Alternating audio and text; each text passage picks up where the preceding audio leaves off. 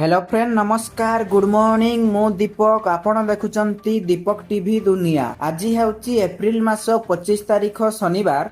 चलंतु जानि नबा आज दिनर केतोटी गुरुत्वपूर्ण टॉप न्यूज अपडेट। प्रथम अपडेट मुख्यमंत्री कन्या विवाह योजना रे 27 जिल्ला रे विवाह बंधन रे बांधी हेले प्राय 1000 दंपति। मुख्यमंत्री कन्या विवाह योजना अंतर्गत रे मंगलवार ओडिशा रे 27 जिल्ला रे सामूहिक विवाह बंधन कार्यक्रम अनुष्ठित होईची। गोटिए दिन रे प्राय 1000 दंपति विवाह बंधन रे आबद्ध होईची। एथिसह महिला एवं शिशु विकास विभाग समग्र राज्य रे एक ऐतिहासिक सफलता हासिल करिची। परवर्ती खबर स्कूल पाई नुआ गाइडलाइन जारी कले सरकार। प्रबल गरम को दृष्टि रे रखी दिल्ली सरकार एक गुरुत्वपूर्ण निष्पत्ति नेइछंती। सरकार स्कूल गुड़िक पाई नुआ गाइडलाइन जारी करिछंती।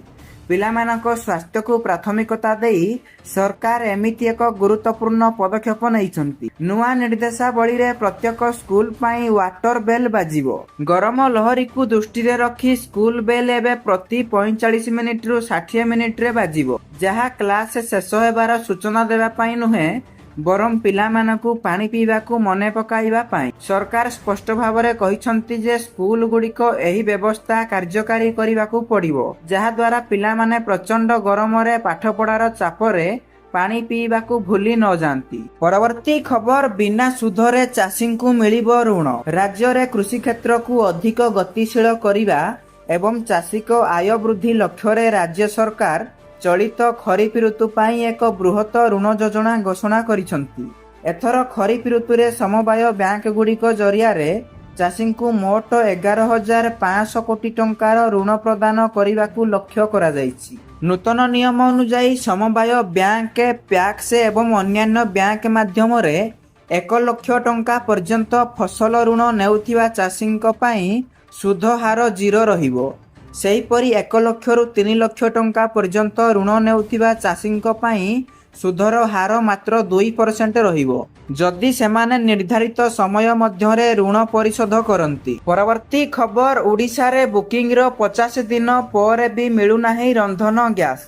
राज्य खाद्य जोगाण एवं खाउटी कल्याण मंत्री घोषणा कले सहरांचल रे 25 दिन एवं ग्रामांचल रे 45 दिन पर बुकिंग करिवा मात्रे सेमानकु रंधन गैस मिली पारिबो। जदिबा सहरांचल रे ए समस्या सेते उत्कट नाही हेले ग्रामांचल रे ए समस्या रहिछि। 45 दिन पर बुकिंग करिवा सहित पुणी ग्राहकंकु 7 दिन पर्यंत अपेक्षा करिबाकू पडुछि। तथापि न मिलिबा पर बहु उपभोक्ता गैस एजेंसी आगरे भिड़ लगाउछंती। सेमाने चिन्हा मुह मानकु सिलिंडर पहुंचाउथिबा बेले अचिन्हा एवं अभियोग न करी चुप रहुथिबा उपभोक्ता मानकु हैरान करुछंती।